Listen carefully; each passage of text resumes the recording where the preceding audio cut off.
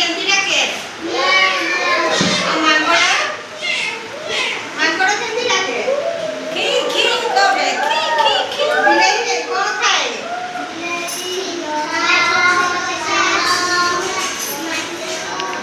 ଆଉ ମାଙ୍କଡ଼ ପାଚିଲା କଦଳୀ, ପାଚିଲା ସେଉ ନା କପିଆ, ସୁଜନା ଶାଗ, ଆମ୍ବ ନା ଦେଖିଛୁ ତାହେଲେ ମାଙ୍କଡ଼ ନା? ମାଙ୍କଡ଼ କେତେଟା ଗୋଡ଼? ଆଉ ପଛ ଆଡ଼େ କଣ ଖାଏ? ଲାଞ୍ଜ ନାଇଁ, ମୁଁ କହୁଛି 5ଟା ଗୋଡ଼ ନା କଣ?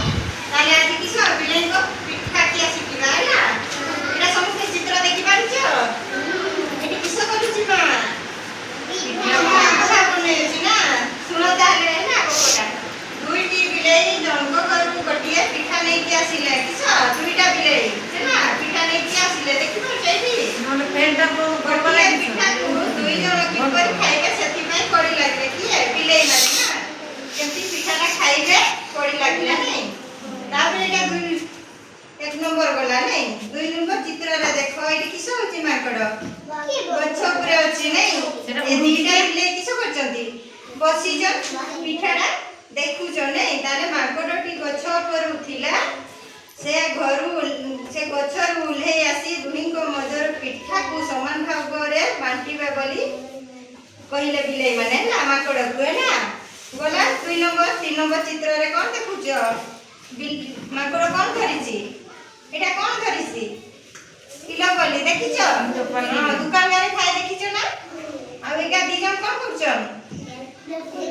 କାହାକୁ ଦେଖୁଛ? ମାଙ୍କଡ଼କୁ ନାଇଁ।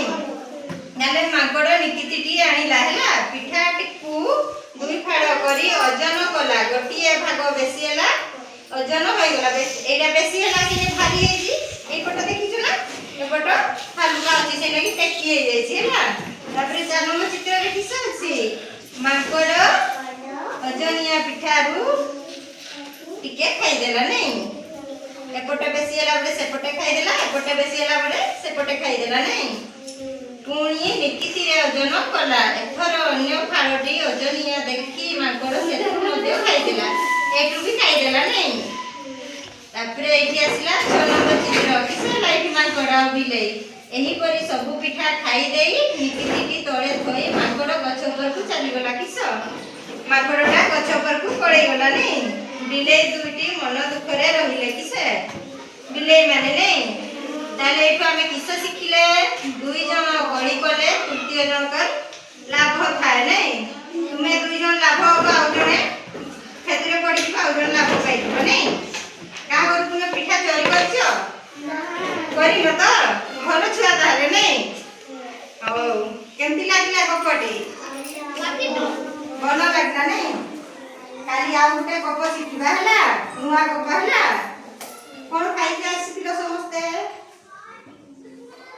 ଡାଲି ଭାତ ବୋଲି କହିପାରୁନି ଆଉ କିଛି ନାହିଁ। ଡାଲି ଭାତ ଖାଇକି ଆସିଛୁ? ଆଜି କିସ ଖାଇକି ଆସିଥିଲି?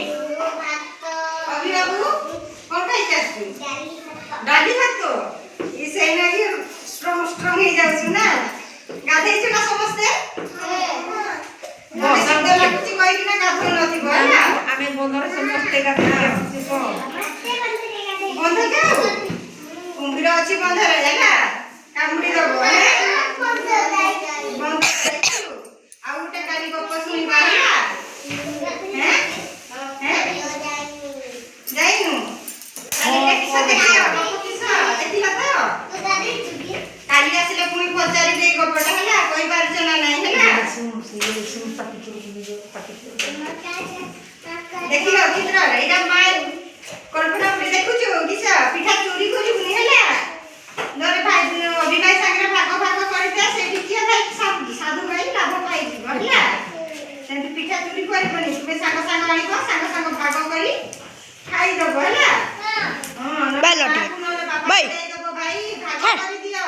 ଦେଇ 2 ଜଣ ଭାଇ ନହେଲେ ବାପା ଭାଗ କରିଦେବେ ପିଠାଟା, ଦେଇ ଖାଇଦବ ହେଲା। ହାଇଟା ଗୋଟେ ଅଭିବାବୁ ତାର କିଛି ବାହାର ହଉଥିବ। ହାତ ଲାଗିଯିବ। ବସ ତାହେଲେ ଦେଖିଲ କାଲି